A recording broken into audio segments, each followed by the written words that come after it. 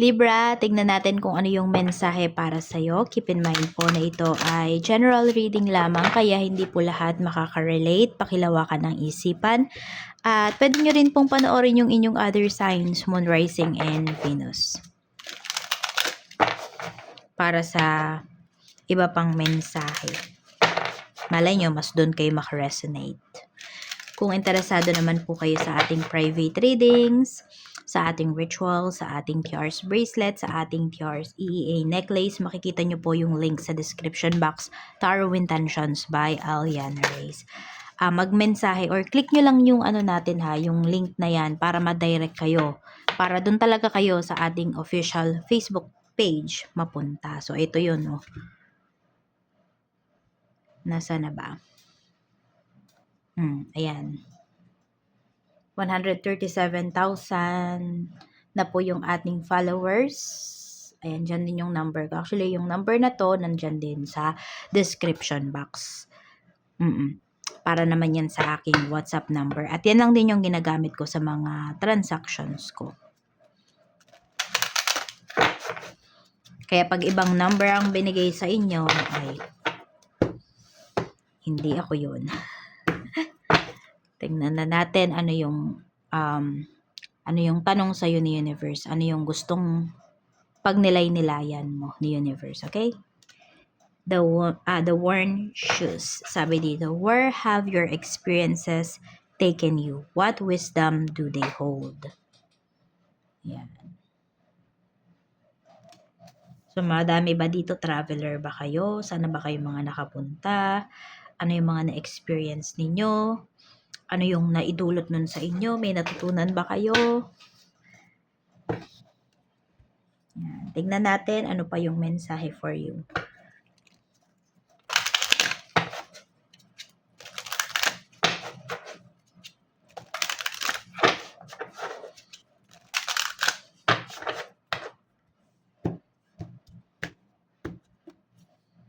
The Pink Dolphin. Celebration, fun, unbridled joy. We have open heart. The Healing Lagoon. Rejuvenate, recovery. Time to heal. It's safe to stop. The Mist. Trust your inner compass. Be led from within. So, tignan natin kung ano-ano tong mga aspect na to ng life mo. Ano-anong mga situation ito, Libra.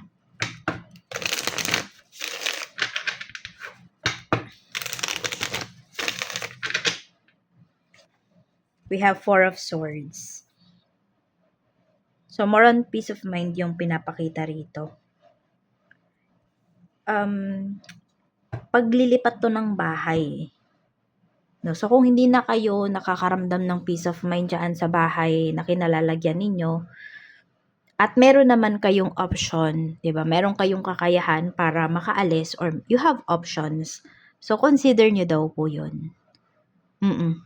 Para maging masaya talaga kayo dito.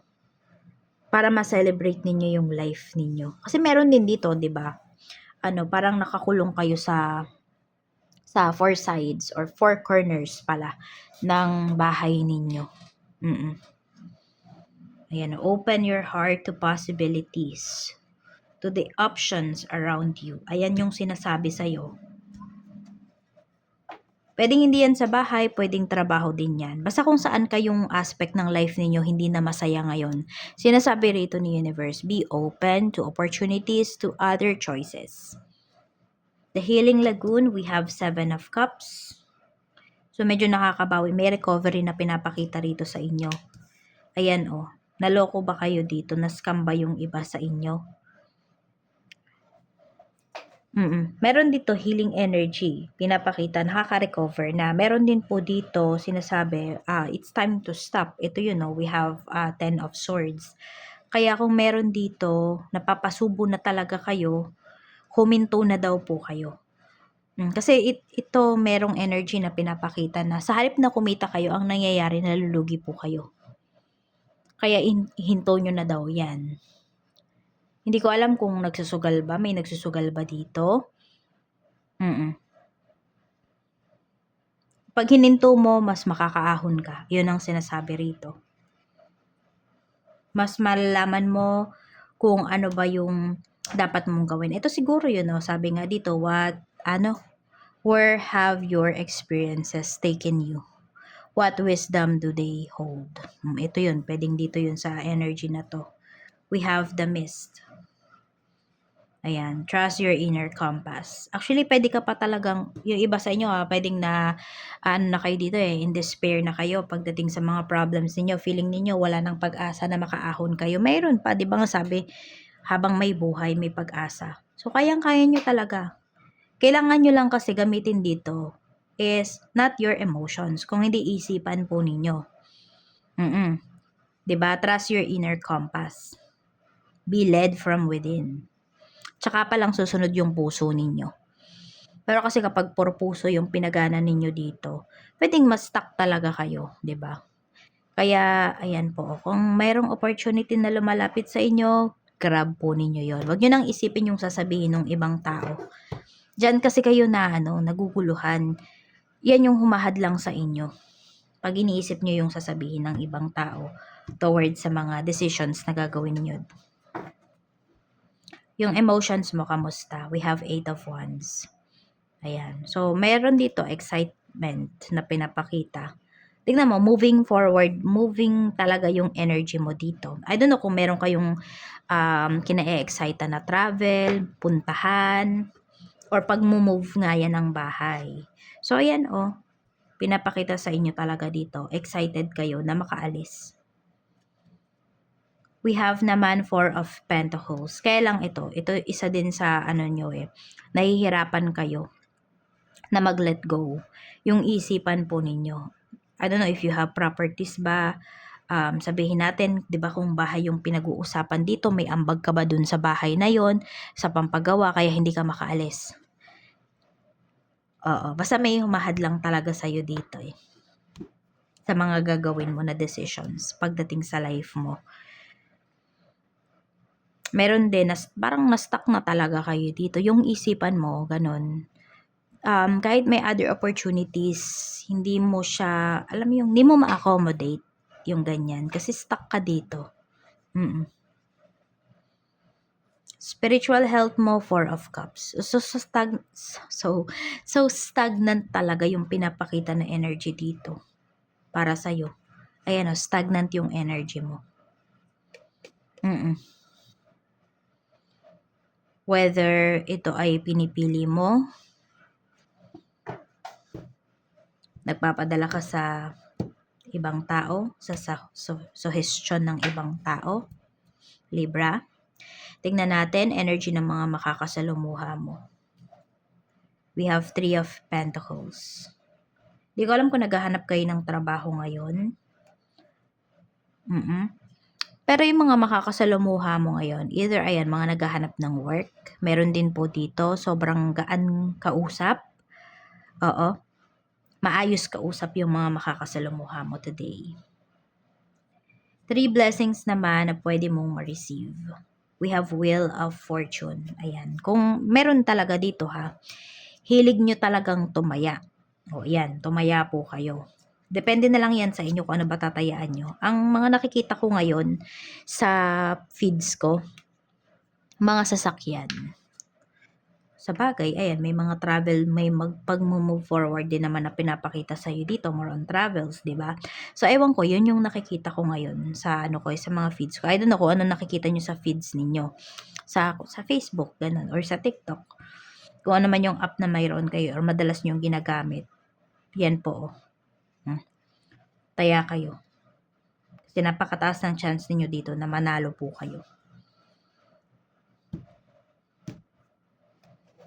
Tignan natin, pagdating naman po sa, ayan, mga blessings pa pala to. We have Page of Pentacles. Puro pera yung pinapakita sa'yo dito. So, pwedeng may opportunity talaga sa'yo. May na-open sa'yo dito. You have options para kumita. Para makaalis sa kalugmukan na pinagdadaanan mo ngayon. Ayan Okay, so kung may naghahanap dito ng trabaho, kasi 'di ba may energy tayo dito. Ayan po. May trabaho na pinapakita sa inyo dito. Kaya lang, pinapakita dito, Libra, kung hindi naman kayo mapili sa trabaho, ma-accept nyo to. Kasi maliit lang yung pinapakita rito na nakita. Sabihin natin pwedeng below minimum. Oo. So, kung okay na yun sa inyo, ayan, pagtiyagaan nyo muna para lang makaipon kayo. Para, ayan, kung wala kayong, yung iniisip ng iba sa inyo, baka wala kayong pera para makaalis talaga. O, so, yun, pagtiyagaan nyo to. Kasi ma-accept talaga kayo. Yan, napakaganda ng energy ninyo. Claim nyo na yan kung kayo man yung naghahanap ng trabaho. Tingnan naman natin yung blockages sa life mo. Bukod dun sa sinabi ko na nakikinig kayo sa sasabihin ng ibang tao or mas iniisip nyo pa yung sasabihin ng ibang tao about sa'yo sa mga gagawin mong decisions. Let's see. Page of Cups. Okay, meron dito blockages. Parang hindi naman lahat sa inyo ha. Pero kasi may energy kasi dito na hindi masyadong sineseryoso kung ano man yung mga bagay-bagay sa life ninyo. Basta may mga opportunities kayo na hindi nyo sineseryoso. Kaya nakakawala. 8 of Cups. Yan. Wrong timing. Okay? So, yun. Pwedeng kapag nakapag-desisyon na kayo, wala na yung opportunity. Ganun yung nangyayari. So, balance nyo yung root chakra nyo. We have 2 of Cups. Tapos, may mga din dito, relationships na nakaka-block sa'yo. Tingnan natin ha, kung ano yung mga relationships na yan. Tingnan mo, puro emotions din talaga yung pinapagana mo dito eh. Kaya madami kang blockages. So, from now on, mas isip paganahin nyo. Ayan o, matanda. So, could be your parents mo to pala. Parents mo. Sila yung blockages sa life mo. May pinapakitang ganito. Siguro kung meron kayo talagang mother issues, father issues, ayan, makaka-relate kayo dito. Sila talaga yung nambablock sa'yo. Or someone na mas older sa'yo. Ayan o. Ayun, sila talaga nakaka-block sa'yo. Tingnan natin. Pero mas pinakamalakas talaga na energy dito is mag-asawa. Ayan, na matanda. Sa work naman, kamusta? Kamusta po ang trabaho? We have Death card. So, meron dito nga ay bago lang kayo sa trabaho ninyo. We have 2 of Swords. Na parang alam mo yung pag naglalakad pa lang, nangangabay. Parang ganun pa kayo dito pagdating sa inyong work. Oo. We have 6 of Pentacles. Ito naman yung mga co-workers mo. And nararamdaman mo na swerte kapag dating dito sa mga katrabaho mo. Kasi mababait, mapagbigay. Ayan. Kung kayo naman matagal na kayo sa work, pwedeng ang mga katrabaho nyo na lang yung nagpapastay sa inyo dito kasi hindi sila toxic. Tingnan naman natin pagdating sa business, we have 10 of Cups. So, maganda yung business mo. Very fulfilling ang pinapakita dito na energy pagdating sa business. Ayan, masaya ka din. Happy ka pa dito pagdating sa iyong negosyo. Sales, we have the Emperor. Okay na okay din po yung sales ninyo. Hindi nyo talaga kailangang ipilit sa mga tao yung inyong negosyo kasi kayo yung nilalapitan. Clients mo, we have 5 of Pentacles. So, pwedeng dito nga, may mga clients ka dito na na-addict na sa mga products mo. Ayun lang, ang mahirap lang dito, baka dahil sa kaadikan nila dito sa iyong business, ay mangutang na sila sa'yo. So, yun lang yung iiwasan mo dito. Tapos, meron ding clients dito na pinapakita na mahirap singilin. Staff mo naman, 10 of Pentacles. Sa staff mo, wala kang masasabi. All out talaga sila dito sa iyong negosyo. Tapos, happy din sila sa pasweldo mo. Happy sila sa treatment mo sa kanila. Sa pera naman, kamusta? We have the Empress. May buntis ba dito? Ayan. Or more on, ginagastosan nyo talaga yung inyong sarili. We have the Devil. Hindi ko alam kung may magpapasurgery dito. Parang yun yung Oo, yun yung paggagamitan nyo ng inyong kaperahan. Tapos meron din nga talaga dito, ayan gusto nyong unahin yung sarili nyo. Gusto nyo nang makaalis dito sa, sa toxic environment na mayroon kayo. Kung may nag-o-offer sa inyo dito ng relationship, pero tignan mo din ha. Oo, or help pala, hindi relationship. May nag-o-offer sa'yo ng help dito. Yan, may tao dito na nag-o-offer ng help sa'yo. Tignan mo kung katiwa-tiwala ba yung tao na yun. Pero kasi 6 of Cups yung energy natin dito. So, possible talaga. Gusto ka talagang tulungan ng tao na yon. Kung ano man yung sinasuggest niya sa'yo. Or help na gusto niyang ibigay. Sa love life mo naman, unresolved issues. 10 of Wands. Tingnan natin. Okay, stress ka na sa person mo kasi babaero, lalakero. Yun yung pinapakita rito. Hindi siya nakokontento sa binibigay mong atensyon. Oo.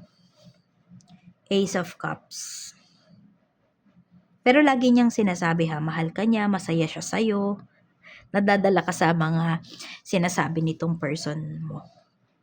Yan yung lagi niyang bukang bibig. Kahit na may ginagawa siya dito, kahit alam mo, kahit nai-stress ka, sabihan ka lang niya na ikaw yung mahal ko, masaya ako sa feeling mo.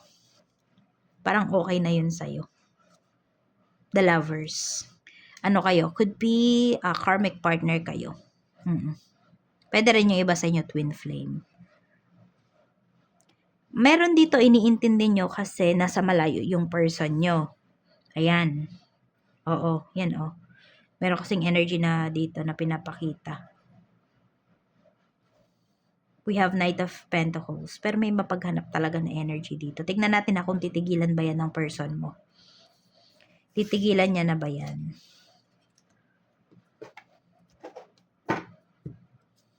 We have the Magician. Wala pa po siyang balak na tigilan yan. So, it's up to you na lang kung naniniwala pa ba kayo sa sinasabi ng person nyo or hindi na.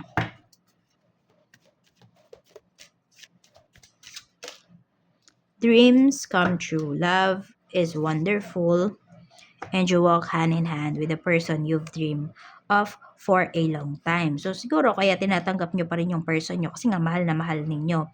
Tapos, pwedeng siya talaga yung pinangarap mo. Oo.